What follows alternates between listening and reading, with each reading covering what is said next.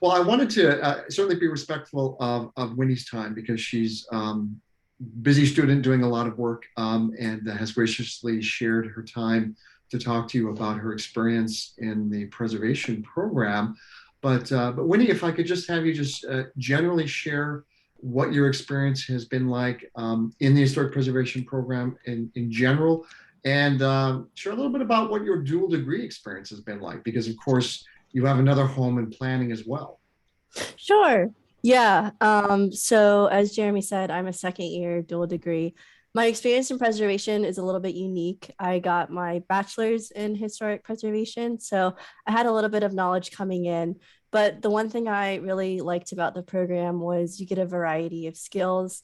You take your law class, you go into the history of preservation. There's also where you learn how to read primary source documents and do deed research. And so it's been a very diverse and holistic experience that I have enjoyed. And I've definitely learned new things in the graduate program that I may have missed or didn't go as deeply in my undergrad. For my dual degree, it's a little bit different. So I am in the planning field as well as the preservation field, and they're completely different in a way. Planning is a little bit more theory based, and preservation is a lot of understanding and trying to apply what you've learned to real world experiences, such as like if you have an archaeology site that you need to go in, you do section 106, or if there's a road being built, section 4F, looking at the environmental impacts, which you'll learn about in the law class. But overall, I've enjoyed it, and preservation is such a diverse field. I'm not sure if you know, but there's archaeology, museum studies, architectural history, planning, and then there is building conservation. So you can kind of go in those different fields. And the nice thing about the program at UMD is you get experience in all five, in as many of the fields as you want. Archaeology, you kind of have to take a few classes outside of the required ones, but it gives you a good background. Thank you, Winnie. So I'm moving the more formal part of this. I'll talk to you all about the preservation program. I got a little slideshow for you and then some time for some questions. But again, this is your opportunity to ask questions about the program of Winnie. Everything from what the dual degree program is like, what's the Master of Historic Preservation like, but also things like what's it because a number of you are not hailing from Maryland, and so you might want to ask Winnie about, well, what's it like being in Maryland? What's that environment like? How easy is it to find places to live? So very much any question that you might want to ask. This is definitely an opportunity to get sort of an inside scoop. So anybody have any particular questions for Winnie about the program or the area or anything that interests you?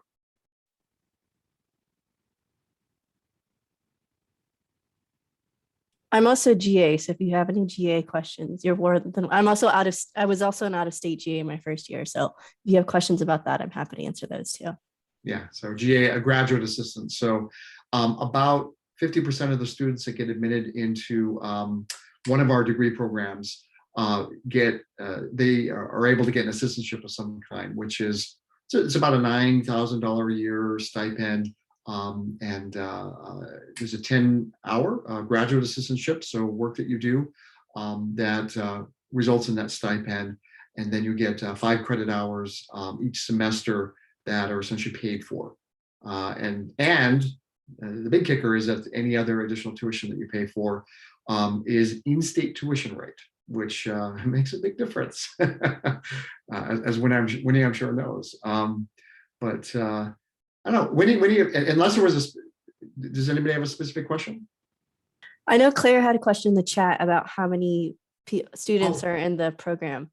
So I figured you can answer that, Dr. Wells. yeah, right now there's about 28, 29 students in the program, which is on the higher side. I mean, we're normally closer to about 20 or so, maybe 25. And so, there's been a lot of interest in the program over the past few years. So I think Hannah had a question. Hannah Gross. Yes. So I have been here for the past 4 years and I've noticed the GAs like running around and doing all the crazy stuff. How hard is it to like balance your GA work with your um coursework, I guess? Well, it's not too bad. I have the 10-hour a week, and not only do I have the GA ship in coursework, but I also work a full-time job during the day. So I definitely have a lot on my plate. But no, it's if you manage your time, it's very easy to fit it in and take care of yourself in the process, which is also equally important. Yeah. Generally speaking, most of the students who have GAs in our program have a lot of flexibility in terms of when they do the work and where they do the work. A lot of students choose to do it remotely. Again, that just is, we're very interested in getting flexibility, because ultimately what what we want you to do is have a good experience in the program, do well on your courses, and graduate. That's ultimately what's most important to us, for sure. So other questions for Winnie? Hi, I was wondering if you could speak a little bit on like common internship opportunities or um, just different opportunities there that are available to students. Yeah, there's so Jeremy, anytime there's any internship opportunities, they'll send Jeremy or any other professor will send it directly to the entire School of Preservation. So you'll get those. As far as outside of the Maryland, because we don't, I mean, those are kind of few and far between. The Preservation Net from Cornell has a lot of preservation internships, as well as the University of Mary Washington alumni page. I can send those links to Jeremy to send out to you both, but those are all they every time they get those preservation, and those range from museum internships to actually doing building repairs and conservation work. So there's a multitude of different, and archaeology and CRM, cultural resource management work, which deals into architectural descriptions and documentation of buildings. So yeah, there's the everyone, it's a there's lots of resources for it. Yeah. The other thing I would add to that is the faculty who teach in the program are resources as well, because we have a lot of part-time faculty in the program who are practitioners. So during the day is when they do their day job, and because we have most of our courses are in the evening, they're able to teach some of those courses in the evening. So so our faculty work in the National Park Service. They work in preservation planning for Montgomery County, or one of our faculty members leads the DC Main Streets program, which is downtown revitalization using historic preservation. So these faculty are your potential network or resource to finding out, what are the career opportunities, not only career opportunities, but internship opportunities. Like, so John Sprinkle, who's from the National Park Service, has his finger on like, what are the internship opportunities there? So, the professors you take your courses from can also provide you with inside opportunities for internships.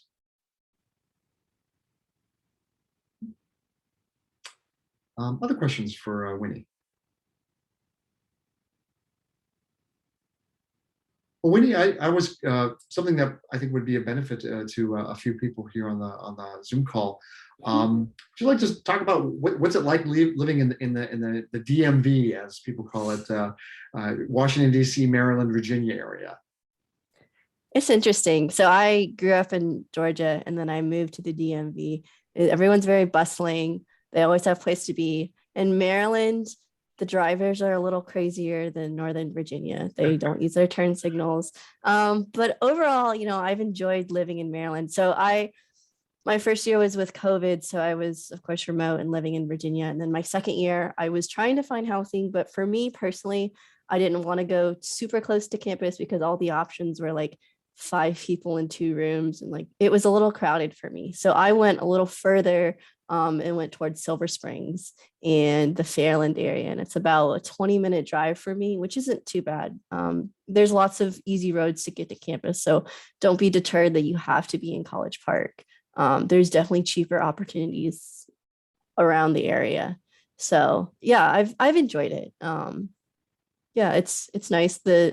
it's nice also being on, I envy you all because you have your first cohort in person, where as me, I had it online. And so it was a little harder to connect with my cohort that way. But second year, you get to see people as you're walking to class or, in classes with them. So you have more opportunities to interact.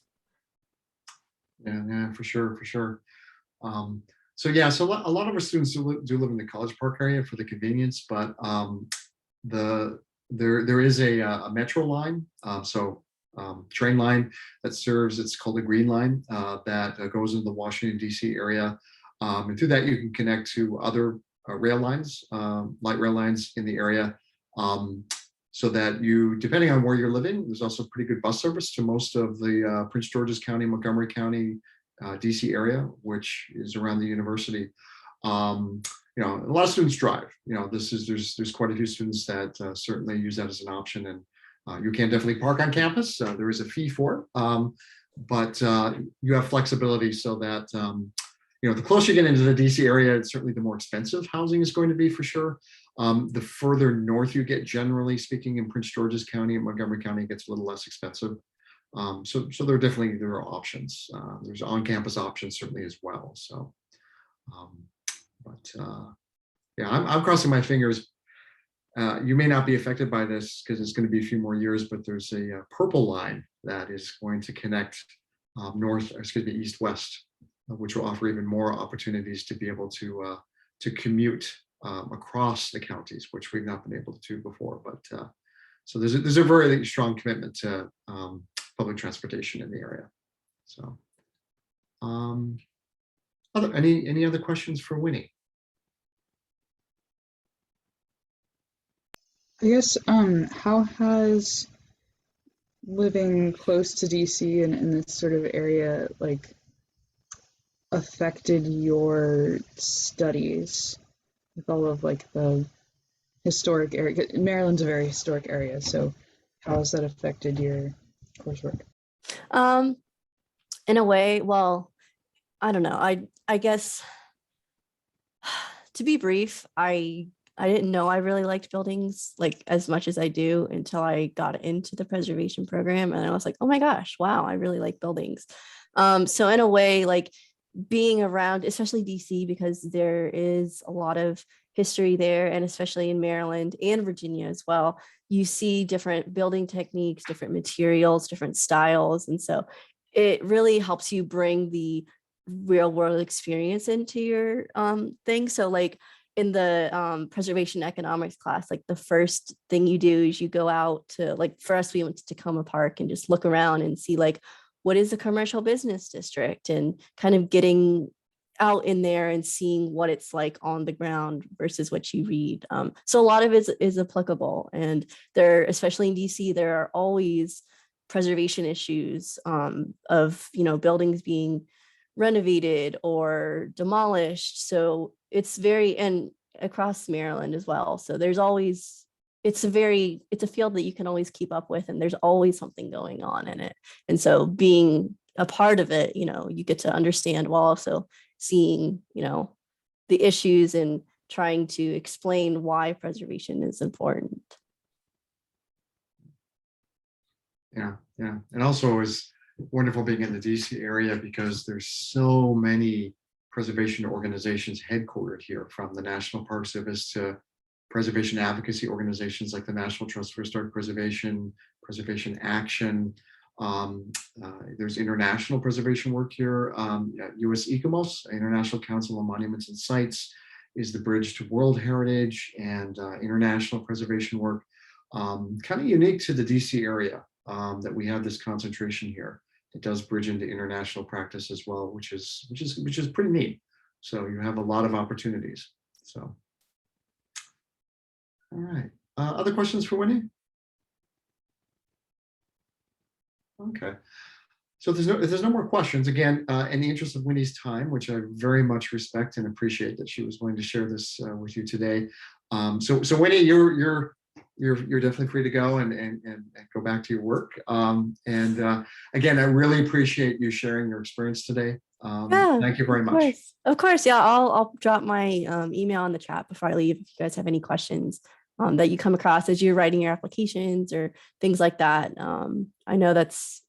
I know I had questions when I did it. So more than happy to be a reference, a second eye, and even just asking, do I want preservation as a field? I'm happy to help you wrestle through those things. But yeah, congratulations. And I'll just leave my stuff in the chat. So. Thank you, Wendy. All right, so what I wanted to do now at this point is, so I've got a little slideshow, about 10 minutes or so. So we'll have some more, undoubtedly you're gonna have probably more questions after that. But I wanted to, for those of you where historic preservation is a pretty new field in terms of practice and areas of practice, I've always thought that it's really useful to start with, what is this thing that we call preservation in terms of a field? Because what's really surprising is, even if you pick up a lot of textbooks on historic preservation, there's always this unwritten assumption, what is it? And so let me give some boundary to it so that you get a sense of where you might practice if you get a degree in historic preservation or a dual degree. So in part, this is going to be a bit of grounding to give you some context. So I'm going to go ahead and start up my screen share for that presentation. Give me a second here.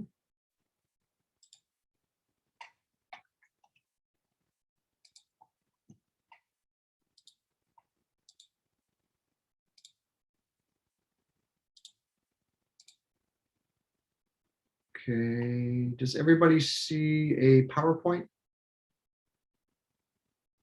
Okay, all right. Great, all right. So let me start with this question, what is historic preservation? Because what's fascinating is that even if you ask this question in a room full of historic preservation professionals, they're going to define the field a little differently, especially depending on what their education was and where they actually work. But it's important to look at what it actually is. And this is something that needs to be defined a bit. And so this is based on some work that I did, which was based on a census, which was, it's like a survey, but you survey everybody in a population. Over a year period, I looked at all of the historic preservation jobs that were posted in the US to answer a really basic question. How is practice actually broken up in the US into different areas? And what are those areas? What seems to be common areas of practice? And so anyway, so this is what the result was, is that this breakdown that you see here. So most people who are working in historic preservation, they're getting paid for it, are in some way working in an area around regulatory compliance. And so these are often jobs that are associated with government, federal government, state government, local government. So there's some sort of a rule or regulation. And because that rule or regulation exists, someone has to do the work to enforce that rule or regulation. And about 3/4 of the jobs exist in the historic preservation field because these rules and regulations exist. And they do all sorts of useful things, from making sure that when the federal government plans some sort of an undertaking, that a consideration is made around like saving historic buildings and historic places. And there's some attempt to talk to some of the community stakeholders to see, if there's a way to mitigate that effect, to at the local level, what we call design review or local historic districts, where there's an attempt to keep the authenticity of a place intact through a process that is led by historic preservation professionals. So that's about 70% of the field. Next down at about 11% is pretty much anything to do with architecture and construction. And so this is like, if you think about what an architect does that works on historic buildings, that would fit in this area. But there's also a lot of work that happens with general contractors. So in the construction field, there are general contractors that work with specialists, like plumbers and electricians and so forth. The preservation contractor takes that further and works with some of the preservation trades, like traditional plaster workers or people who understand traditional masonry and how to repair the masonry. And there needs to be some sort of expertise for that kind of work, to work with people in the trades. And lastly, there's a very, very specialized and small area of specialization within architecture and construction, which is architectural materials conservation. And that's the scientific end of historic preservation, where you do things like you analyze historic mortars to try and figure out how can you create a reproduction mortar that not only looks the same, but has the same kind of performance characteristics, which helps to keep the building around a little longer so that you have a compatible repair is basically what a lot of this focuses on. Some of it kind of overlaps with art conservation. There's some very specialized programs in historic preservation where you can specialize in that. That's definitely not our program. You will definitely get background in architecture conservation in our program, but it's not a major area that we specialize in terms of what the courses are. Historic sites and museums at about 9%. That's like historic site interpretation. Like I'm sure everybody here has been to some sort of an historic site, say like National Park Service. Someone asked to interpret the site, come up with some sort of training program to train docents or tour guides, how to interpret this place for the public. That is a very important area of historic preservation practice, essentially interpreting the built environment, historic built environment, to the public for educational purposes. Next down is preservation advocacy at about 6%. That's like the National Trust for Historic Preservation. Pretty much every state in the US has some sort of statewide preservation advocacy organization. These are nonprofits that exist to try and convince people to do more historic preservation, to save more of the existing built environment. That's important to people. And the last area of practice at 4% is downtown revitalization. And that's pretty much synonymous with what is called the Main Street program, which was created by the National Trust for Historic Preservation. And what that does is it combines economic development, community development with historic preservation principles. So basically using the unique characteristics of historic places as a catalyst or a tool for economic and community development. So that's basically what the breakdown is. So if you didn't know what it was, now you have a good sense of what it is. What kind of skills are needed in there? I'm not going to spend a whole lot of time on this, but this should give you a sense of beginning sense of like, where is it that I might want to practice in historic preservation? Or more importantly, if I start taking courses in historic preservation, where, if I have electives, where might I want to focus on? So that 70% of preservation practice that focuses on the regulatory environment, as you might imagine, has a lot to do with rules and regulations, laws, things like knowing what the National Historic Preservation Act is and something called Section 106, which is, a lot of people just call it environmental review. But some of this work overlaps with natural resource conservation or environmental conservation. And so, in terms of an elective, we have a environmental studies program here. Those are courses you could potentially take to get a bit more background on there. But rules and regulations, not surprisingly, that's a big part of this area of practice. And so where you end up working is, again, like, each state has what are called state historic preservation offices. So they're kind of a liaison between the federal government, National Park Service, and local governments and what work in historic preservation. Next area of practice in terms of architecture and construction, not surprisingly, you're looking at the skill set of an architect. And for those of you who really want a really strong architecture emphasis, which certainly includes design, it can include the design of infill construction that's compatible with existing historic construction. You train to be an architect. And this is something where a lot of our dual degree students, they get that master's in architecture, which you need to be a licensed practicing architect. And then they combine it either with an historic preservation certificate or a master's of historic preservation. And really fantastic skill set, because a lot of architecture firms do want people with historic preservation background. But you're trained to certainly be an architect.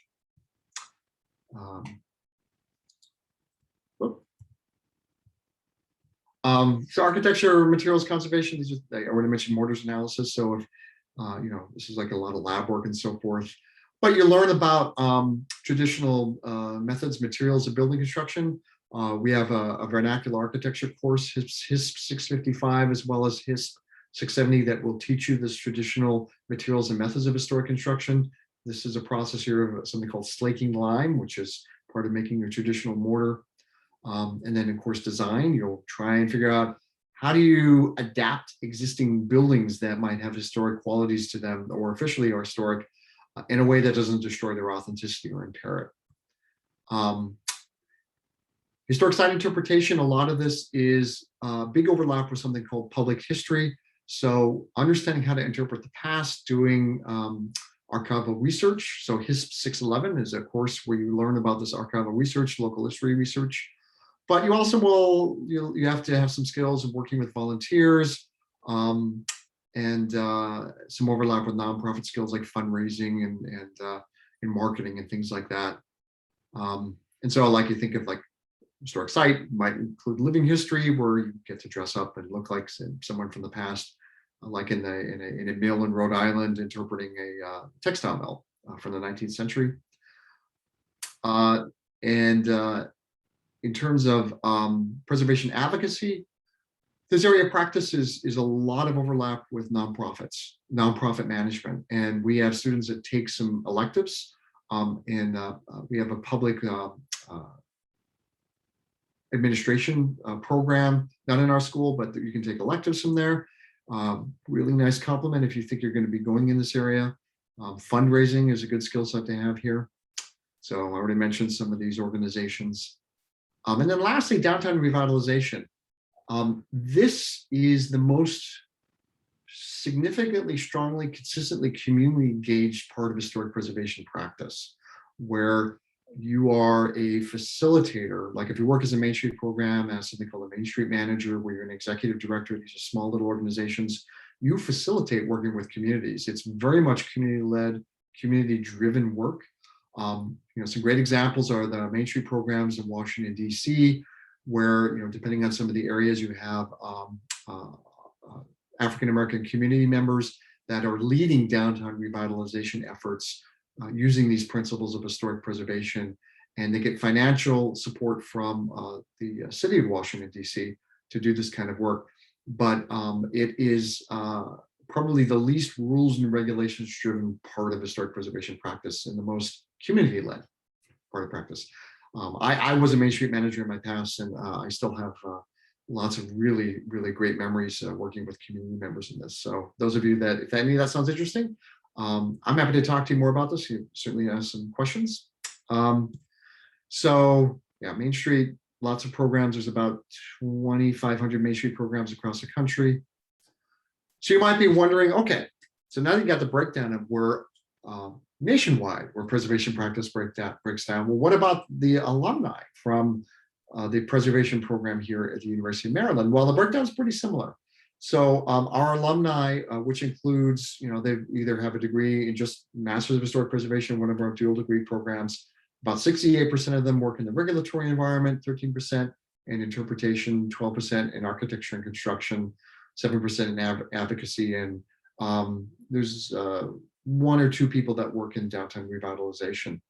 And so pretty consistent with what you would expect nationally. And this is where our alumni work. And so not surprisingly, because of that emphasis on rules and regulations, many of our alumni work in federal and state agencies, as well as city and county planning offices. And then at the third tier down are architecture and general contracting firms. And then lastly are what are called CRM firms, or cultural resource management firms. And this is the private sector supporting the government rules and regulations around protecting historical authenticity of places, basically. I wanted to briefly talk about where the field is going, because that's where I certainly see the students I'm teaching in the program. And if you join the program, I'll certainly think of you in the same way. You will be the leaders of the preservation field. And so we always keep an eye on, where's the field going to make sure that graduates from this program are well capable of helping to lead the change in the field. And so the National Trust for Historic Preservation did a survey, it was a couple of years ago, on they surveyed about 1,000 practitioners in the historic preservation field across the country, asking the question, how should the historic preservation field change? What are the major issues? And one of the first one that came up is that preservation practice needs to change to be more relevant in terms of its relevancy to people with non-dominant racial and ethnic identities, as well as non-dominant sexual and gender identities. And so this inclusion around, diversity, inclusion, equity, social justice is a very strong direction that the field is moving in. Majority of the conferences and many of the publications that have been released in the past couple of years are really centering in on this area. So it's very much in the minds of many historic preservation practitioners, as well as many people who do education. The second area that preservation practitioners think is really important in terms of change to the field is around climate change and sustainability. If you've been following any of the news and scientific reports on climate change, it is kind of scary. But one of the cool things about historic preservation is it is one of the solutions, because reuse of buildings is inherently sustainable, and there's all sorts of ready quantitative data that supports the recycling of buildings as being a solution for climate change, a part solution, from reducing the amount of to retain embodied energy in the built environment, to historic building techniques and materials and methods having less of a carbon footprint. And so, and with that is a closer alliance with what's happening in environmental conservation. So, what does historic preservation look like if it's less of a binary between, natural resource conservation and cultural conservation, when it becomes more of a continuum? And that's really important when you look at, for instance, many indigenous communities in the United States, which are very much impacted by historic preservation rules and regulations. Those particular cultural groups don't conceive of cultural heritage as a binary between natural and cultural. It's all part of the same spectrum. The third area is that the tools that we've long been teaching in historic preservation and that preservation practitioners use need to expand, especially around the ability to look at all these rules and regulations, which are very central to historic preservation practice, and to help the field and the practitioners in the field be able to analyze the impact of these policies, whether it's like looking at the impact of a certain preservation policy on inclusion, or the impact of certain rules and regulations on economic impacts on development. So this is a big area as well.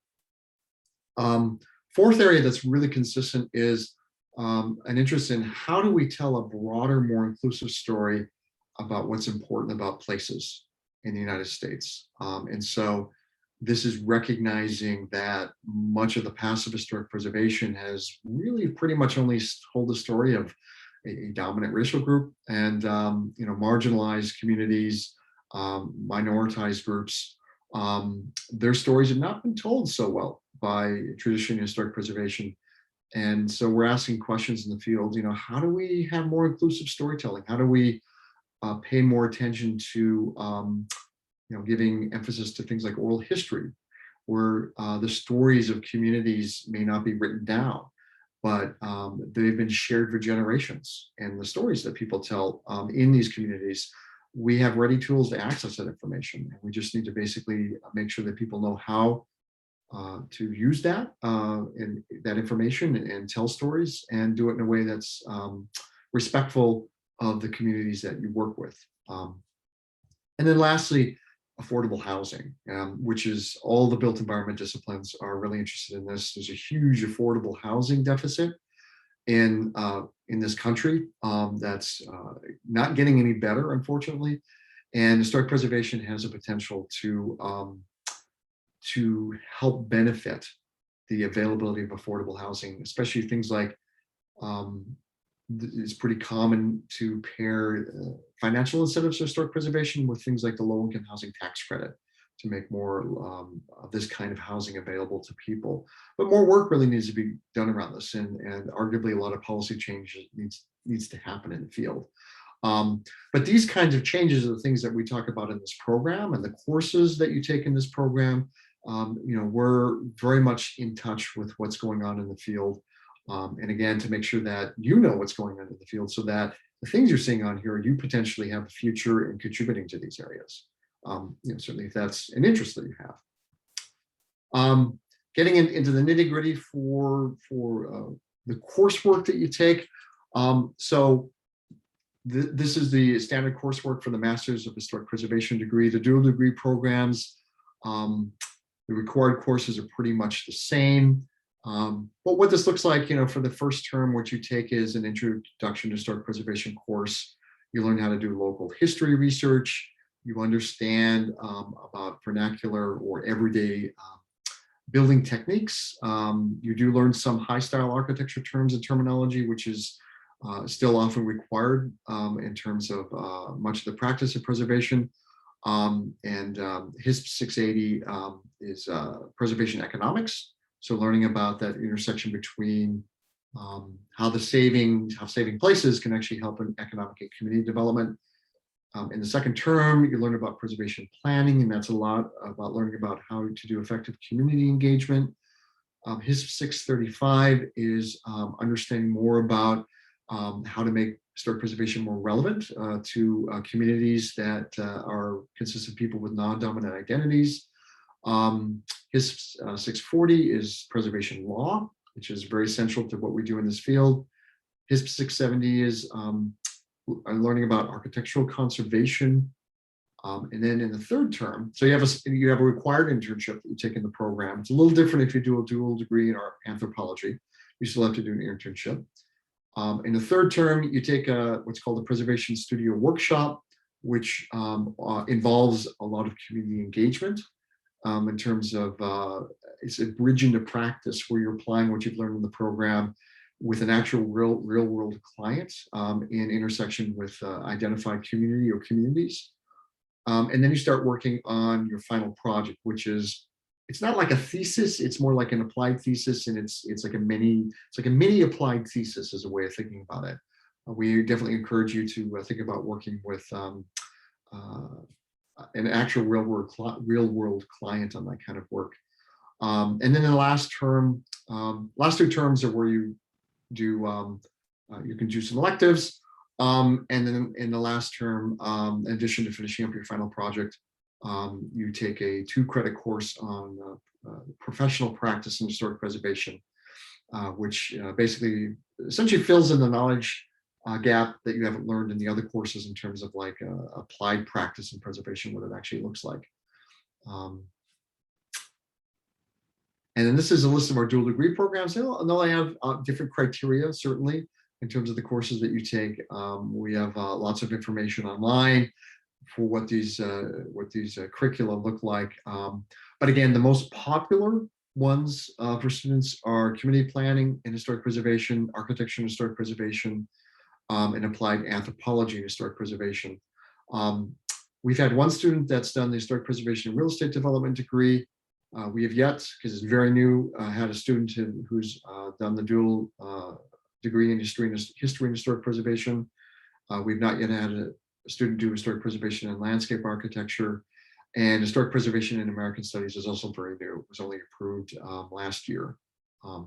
Certainly gives you some options in terms of what's possible. And this is some of the faculty that are currently teaching in the program. There's some faculty that are not represented here that will be teaching in the spring. But again, just to emphasize, a lot of these individuals are practitioners, and they have full-time jobs in the historic preservation field. And so it's kind of nice to have someone teaching you about historic preservation who knows what it's actually like on the ground. So Donna Landbaugh and I are the 2 full-time faculty in the program currently. And we have a postdoctoral researcher, Michelle McGollum, who's not teaching any courses this year. So that's kind of what the makeup of the faculty are. In the spring, we'll have a new faculty member who's going to be teaching the architectural materials conservation course, Alfonso Navarez, who runs his own architectural conservation and preservation contracting business in Bladensburg, which is very close to campus.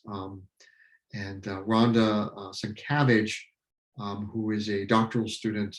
She's currently teaching a preservation planning course at Columbia University, and she's going to take that course and she's going to be teaching that here in the spring in our program.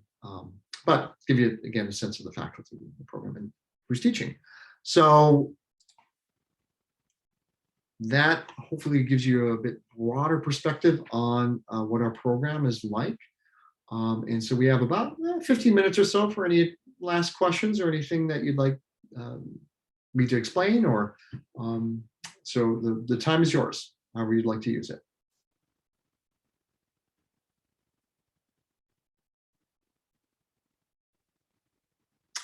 Kieran. Yeah, could you please explain more of the final project / mini applied thesis? I'm curious of like how that works, who you work with for that sort of Yeah, thing. yeah. So it's broken into a 1 credit. Most students would take it in the fall course, and then a 2 credit spring course. And when you combine the two together, you ideally should get a final project, which is a written document that you submit for credit in the course. So what happens in the first semester is the end product for that is to come up with a proposal of what your final project is actually going to be. And so students have done final projects, everything from doing like a policy analysis, like we had a student last year who did a policy analysis on demolition by neglect in West Virginia. We've had students do documentation of historic sites, kind of like mini historic structure reports. And they'll do that usually in partnership with like the National Park Service or maybe another entity. We've had lots of students do local history research. So basically like interpretation of a particular site. And so the idea here is that it's supposed to be applied. So you're taking what you learned in the program and putting it in the context of some aspect of preservation practice. So if you think of those 5 main areas of preservation practice, you can think about how you could then do an applied project that would focus on, either architecture or on, something to do with rules and regulations, like a policy analysis, or on historic site interpretation, like, history of a place. Or on advocacy, or on like downtown redevelopment, so it could be like a economic feasibility study on something. And so it's meant to be pretty broad and open-ended to allow you to apply what your interests are toward that applied project. And so the program director of the preservation program, which is me, would be the person that essentially would be kind of like your chair or your advisor in these 2 courses. And then you select a reader who is a person who can be anybody in the school, the university, or in practice, to essentially give you advice on the project that you're doing and help you develop it. And they'll like read your paper or your drafts of your chapters and what you're doing. The other thing I would mention is that if you go onto a site called Drum, and let's see if I get the actual URL to you. It's part of our library. You can actually see final projects that students have done to get a sense of what they look like. And let's see here. Get this URL up. So take a look at this link. The other thing that I would recommend too, this Drum site, so it's in the chat, is also a great place to take a look at, what have historic preservation studio workshops look like? What have been the communities that students have worked with, and you can actually see the final reports that students create. It gives you a good sense of what students have done in the program. Thank you. Yeah. And other questions? Thank you for your information. I actually have to get to class, so. Not a problem. Not a problem. Shoot me an email. I'll type in here real quick in the chat, and happy to answer any more questions for anybody that needs to go. I'm still happy to hang around for 10 more minutes. So. Thank you very much. Have a lovely Thanks, Hannah. day. All right. Any questions? Lurk, Maya, Jenna, any questions on anything that I've covered or anything else about the program? Yeah, do most of the students in the program come from a bachelor's in historic preservation, or is there a variety of backgrounds? Most do not, and that's pretty universal in historic preservation, because there are only, there's like there are only 5 or 6 undergraduate programs in historic preservation in the country. And so there's not that much of an opportunity to get a degree in that. So students come to our program in historic preservation from a very wide range of undergraduate degrees, everything from history to anthropology we've had students come from like undergraduate degrees in engineering, English. It's all over the spectrum. So there's the way our coursework is structured is there is not an assumption that you have a specific disciplinary background from your bachelor's studies. How many dual degree students in historic preservation and architecture do you usually have? I mean, obviously it's going to vary year to year, but any given year it's around like 5 or 6, something like that. Thank you. Sure.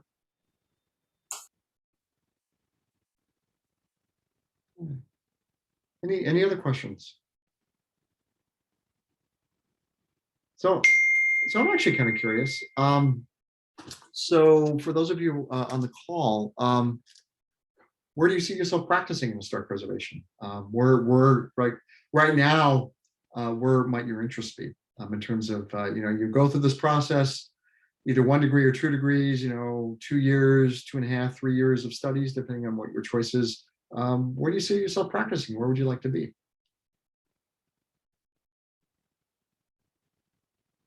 Well, Lyrica, I don't want to put you on the spot. You certainly don't have to share anything, but if it's always interesting to hear where people are coming from.